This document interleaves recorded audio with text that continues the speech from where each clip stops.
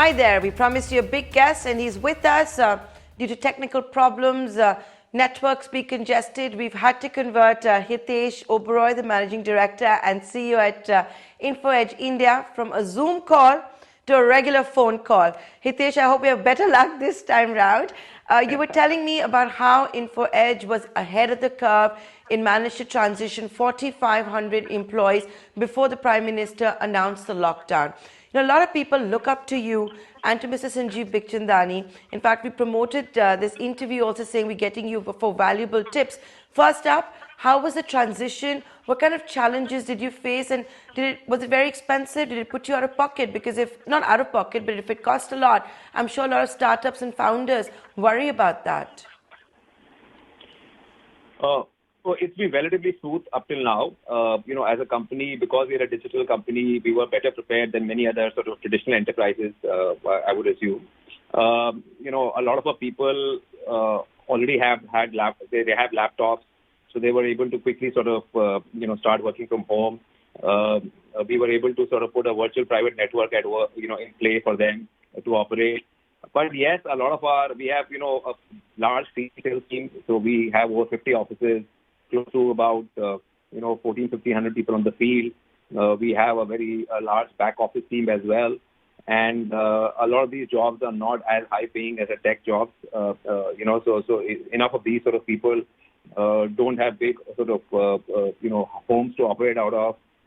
Many of them did not have access to laptops. So we used to operate out of a desktop at office. We were able to move some of the desktops to people's homes. We procured some extra laptops. We were able to buy internet connections for them. And I think almost all of them are now able to operate from home. Of course, some of them, because they were staying in a PG accommodation, many of them were told to vacate their PGs, and some of them have gone back to their hometown. But we're trying to get them to operate from there as well. So it's been relatively smooth. We, of course, had to invest a little bit of money in procuring dongles and upping our internet connectivity in sort of moving desktops to people's houses. But I think it's worth it.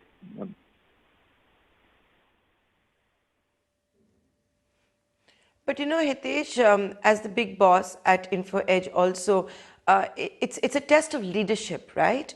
Sorry to ask this question. Have you been a good leader, you think? How have you dealt with all of that in the last few days? Sorry, dealt with what? Can you just repeat your question?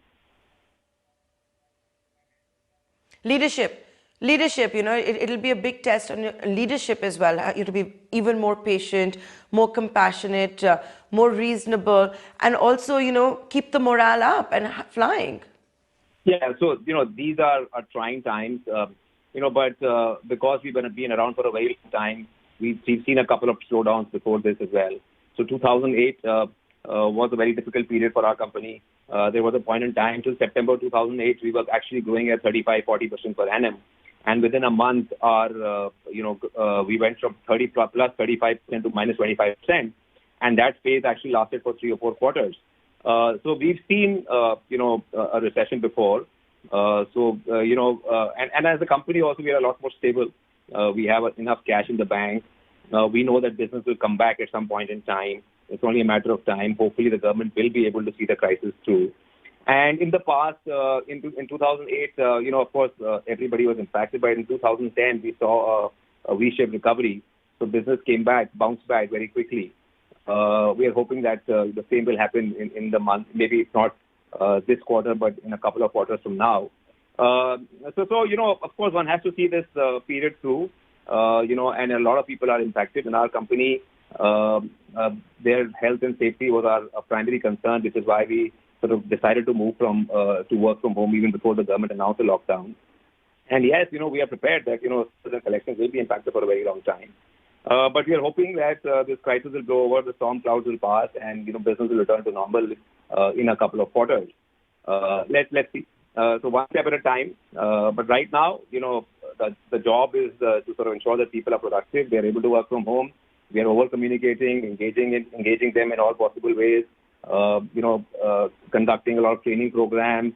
Where, our sales team, for example, they're used to going in the field, they're used to meeting 3 customers a day. They have to now learn how to do Zoom calls. So we're supporting them in that endeavor.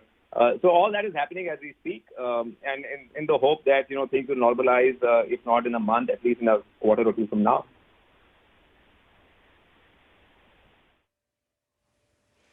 The problem though, Hitesh, is that while we're all adapting, we have seen the economy come to a standstill, right? We are in a lockdown. And the fear is that the V-shaped recovery that you just referred to, not just in India, but for any economy, any country, is going to be dependent on a medical outbreak. I don't know when that's going to be. Some say a vaccine is, 18 months away. Some are hopeful that we could have one in a few months. I think everybody is looking to their own personal crystal ball and coming out with gazes. So, till then, what's the mantra? Cash is king. You hang tight, you sit on it, you cut back all expenses. Is that what you're thinking? Is that the advice that you're also giving to your portfolio companies? Yeah, till then the mantra is survival. The mantra is cut down all non-essential expenditure. So we, for example, also cut down our marketing spend. We are cutting down on capexes. We're cutting down on all stuff which we think is not very important at this point in time. Postponing a few decisions which we would have taken otherwise in normal course. Basically waiting for the situation to stabilize. I think what is more important is that the situation stabilizes so that there is predictability in what's going to happen going forward. Right now, things are very unpredictable, very uncertain. One doesn't know, for example, whether this is going to last for a month or for a quarter or for a year. So therefore, we have to be cautious. And this is the advice we're giving to all our employees and to all our investing companies as well, that the mantra right now is survival. And, and like I said, in the past, we've seen the market come back. And every time there's been a slowdown, there's been a crisis, it has never lasted for more than 3 or 4 quarters. And I agree and understand that every crisis is different, and this is also a health crisis and not just an economic crisis. But let's see. So the mantra is going to be agility and adaptability and constant reviews and, and adapt to the situation as time passes.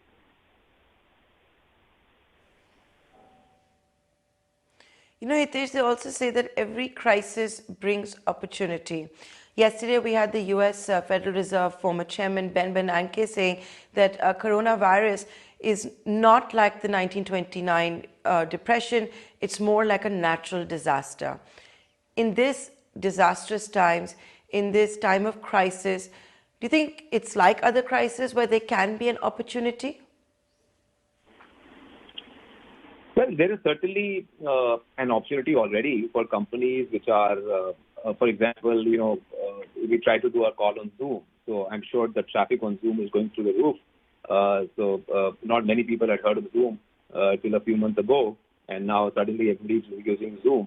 So companies which are going to make it easier for people to operate out of home, companies which are into essential services, companies which are going to help companies optimize costs, companies which are going to sort of so do all these things and do a great job of them will tremendously benefit from what's happening, because the reality is that every time there is a sort of something like this happens, like for example we saw in the case of demonetization, people adapted to online payments very quickly post demonetization and during demonetization. So same thing is going to happen here. People are going to adapt to new ways of working once the crisis is over, and companies which are able to invest in those areas and companies that are able to sort of adapt to the new way of working will benefit in the medium term. But in the short term, almost every company is going to be impacted. For a month or two, people will have to worry about cash flows. People will have to worry about working capital. People will have to worry about paying salaries. And but if they are able to see that period through, then of course new opportunities emerge. I mean, many companies. The truth is that after a crisis like this, some companies will go out of business also, and there could be also opportunities to sort of invest in newer companies at reasonable valuations. The market is already corrected, as we know, the stock market. The stocks which are, many stocks have already corrected at 50-60%. So there's an opportunity for investing in those stocks as well. But the big hope is that, the market will come back, at some point in time, and this is not going to be the permanent state of affairs.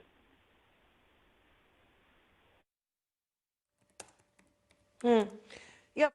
Given where the valuations are at the moment, it is being seen as an entry point into stocks, while everybody's still also bottom fishing. But Hitesh, also, is it too early? And you touched upon this point. Some companies may be out of business. In the startup universe, you don't have publicly traded companies, right? Is it too soon already to be talking about markdown of valuations? Uh, so it's like this. So it's the private companies, they're not listed, so you don't get to see their prices every day. So if a company is well funded and they're able to, survive this crisis, then, because they don't need to raise money, they will not see a markdown in their valuation, right?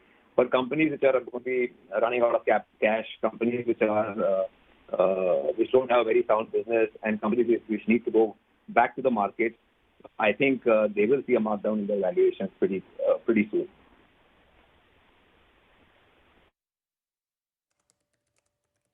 Okay, that's a very fair point that you're making. I want to touch upon one of your portfolio companies, if you'll allow me, because yesterday when I went on Twitter, a part of me said, wow, that's fantastic. Dipinder Goyal of Zomato actually came up with a series of tweets where he's talking about lending money to his Zomato Gold partners and restaurants in India and overseas, which I think also goes with the entire theme at ET now of Rise with India. What do you think of that? So I'm not I'm not well versed in what Zomato is doing at this point in time, but I suspect what he meant was that he will help them raise money, because I don't think Zomato will be able to fund their partners, because for that, they need to have a lot of cash in the bank. And though they recently raised a big round, but that's not their core business. I think what maybe he was hinting at is that he will partner with fintech companies, he'll partner with NBFCs, and try and help his clients raise money to meet their working capital requirements in this time of need.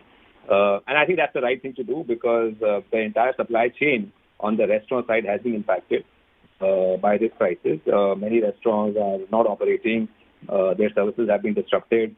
Delivery services have also been disrupted to a large because of the lockdown. Though, of course, Zomato is now working with every government to ensure that their delivery boys are able to deliver. But these are, like I said, these are trying times, and people need to worry not just in businesses. We have this concept of business continuity. So I think this is the time when business continuity is going to be put to test, and companies need to ensure not only are they in business, but they continue to. But they also need to ensure that their partners and their vendors on whom they depend continue to be in business for a long time. I'll read out to you what Dipinder Goyal said. He said, for our gold partners dining out, we'll be facilitating working capital loans to get through this tough time. Then he gives an email address where they can reach out to. Terms and conditions apply. FYI, we can only help facilitate loans to gold partner restaurants since the transactions flow through us, and it is easier and cheaper for our fintech partners to underwrite it. Trying to figure out how to help the rest of the restaurant community, unquote. This is what he tweeted. Listen, we have a lot of data on our customers, and we work and partner with the fintech companies out there. We will share this data with them. Maybe, I don't know what exactly he has in mind, so that they can give loans to these restaurants and help them tide over their working capital requirements. For the gold partners, because they are the bigger ones, they are the bigger restaurants, maybe it'll be easier to do. For the others, he will try and figure out things over a period of time, along with the fintech partners he has.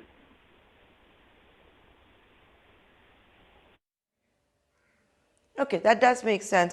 And through these times, are you reaching out a lot more to your investee companies? Is that happening more during the crisis?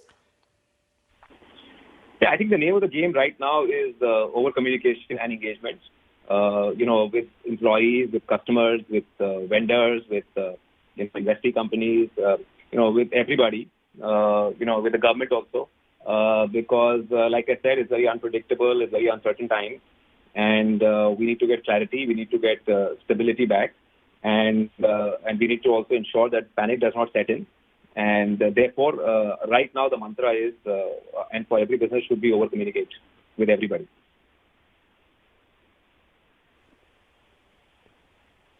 I have to ask you this question. You and as well as Sanjeev Bikhchandani are called also market mavericks, having a Midas touch and all of that. Is this also the time to be making investments in new companies or reinvesting in existing companies? Is that happening at all in the community?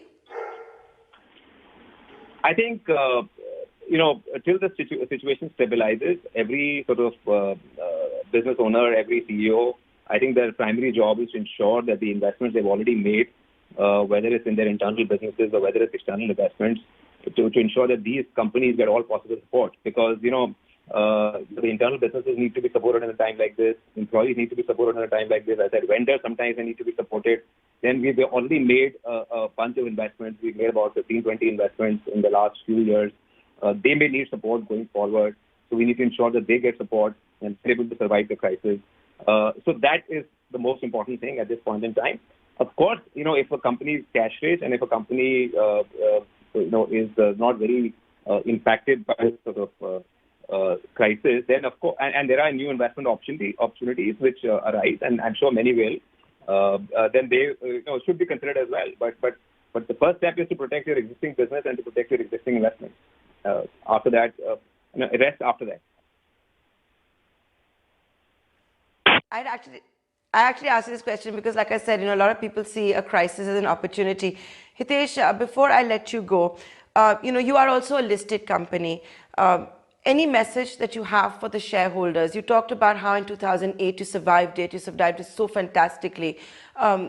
Any message that you have for the shareholders? Have you taken stock of, how much of a growth of the company, what the hit is going to be on your P&L, all of that? See, right now what I can say is it's very hard to predict what's going to happen to revenue and collections and billing going forward. Certainly in the short term, billing and collections will be impacted hugely. It's not as if you're going to see a 5 or 10% dip. You will see a substantial sort of decline in collections for the next couple of months at least. But it's very hard to say what's going to happen beyond that. What we have in our control is, like I said, our costs. And there we are taking all possible steps to ensure that we cut down on our non-essential expenditure, so that we are ready when the market comes back.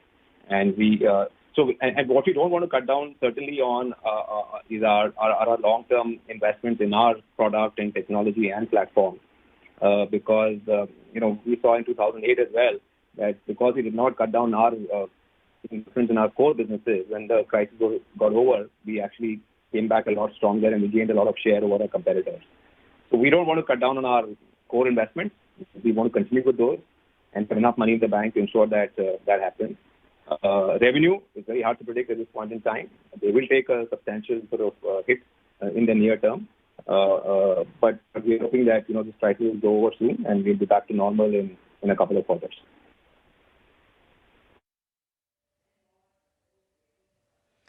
Hitesh Oberoi, it's such a pleasure talking to you. I think you had some very valuable tips also for the startups and founders that are tuning in. And here's an open invitation to you that, in the next few days, you come back here right on Startup Central. We won't do a Zoom call. Maybe we'll try Skype or a WhatsApp video call next time.